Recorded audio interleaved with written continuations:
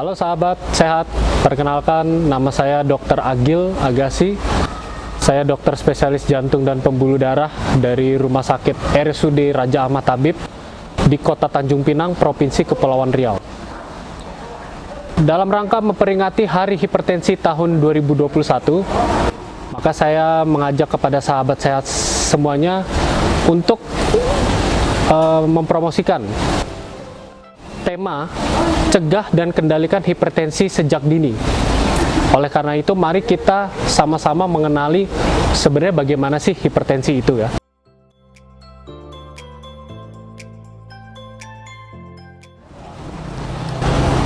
Jadi, apakah itu hipertensi? Hipertensi atau yang bahasa awamnya kita sebut dengan penyakit darah tinggi merupakan keadaan di mana saat kita ukur tekanan darah sistoliknya itu lebih dari 140 mm air raksa dan atau tekanan darah diastoliknya lebih dari 90 mm air raksa.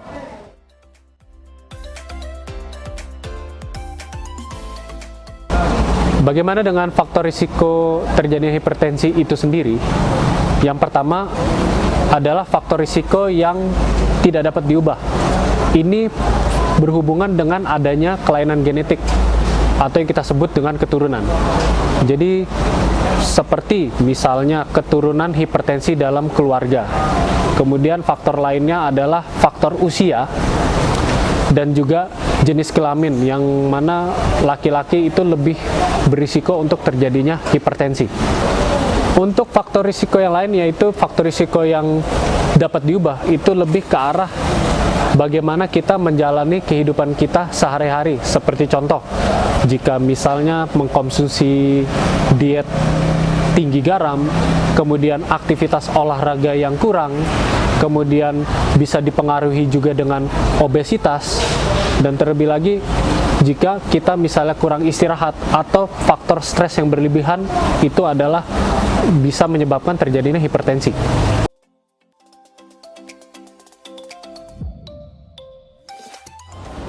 Bagaimana dengan gejala hipertensi itu sendiri? Yang menarik adalah gejalanya ini sebenarnya tidak khas. Gejala yang khas itu muncul ketika sudah terjadi komplikasi pada organ-organ lainnya. Gejala awal tanpa komplikasi itu seperti contoh munculnya sakit kepala, kemudian terasa pegal-pegal di pundak dan leher. Namun tidak hanya hipertensi saja, bahkan penyakit-penyakit yang lain pun juga bisa menyebabkan gejala-gejala yang serupa. Nah, yang perlu kita perhatikan adalah ketika sudah terjadi komplikasi ini. Sebagai contoh, misalnya sudah terjadi komplikasi di bagian saraf. Pasien datang dengan keluhan stroke. Tiba-tiba terjadi kelemahan di satu sisi tubuh, tidak bisa bicara dan bicara pelo. Komplikasi lain misalnya di bagian jantung. Pasien datang dengan serangan jantung, tiba-tiba datang dengan keluhan nyeri dada, kemudian cepat lelah, sesak napas, bahkan bisa terjadi henti jantung secara mendadak. Kemudian di bagian lain misalnya ginjal.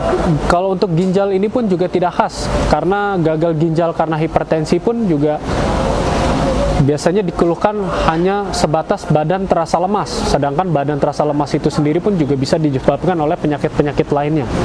Kemudian gejala khas yang lain misalnya di mata.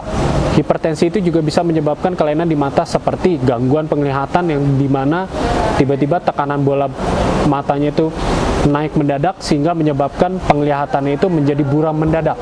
Itulah salah satu dari berbagai contoh komplikasi yang sering muncul akibat hipertensi ini.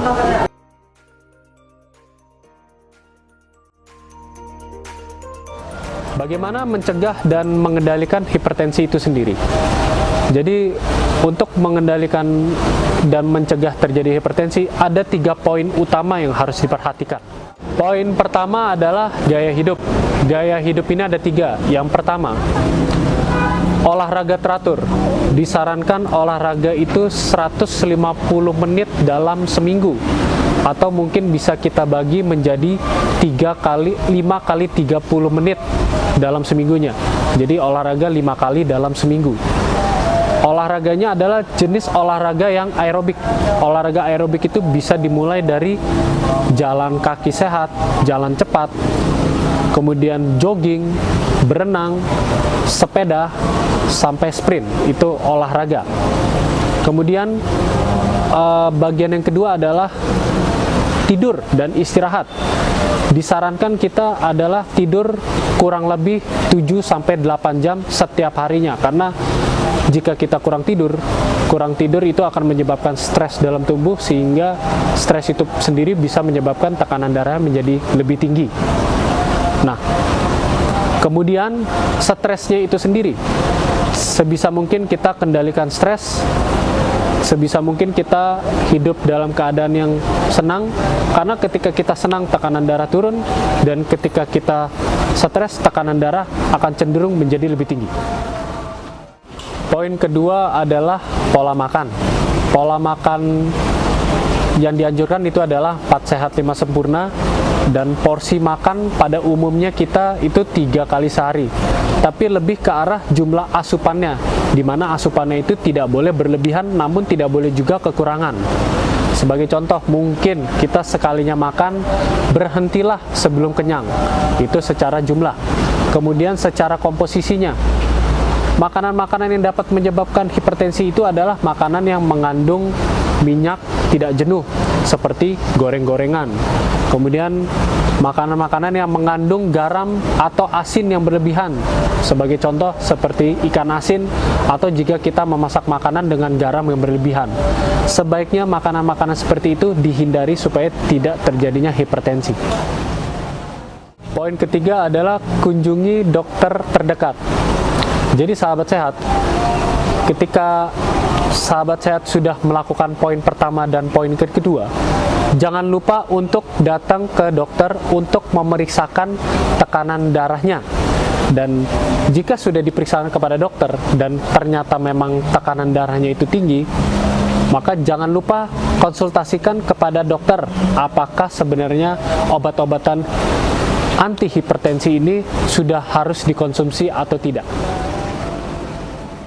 Ya, sahabat sehat, itulah penjelasan mengenai hipertensi, dan ini perlu diperhatikan secara baik karena hipertensi itu sudah dikenal sebagai the silent killer.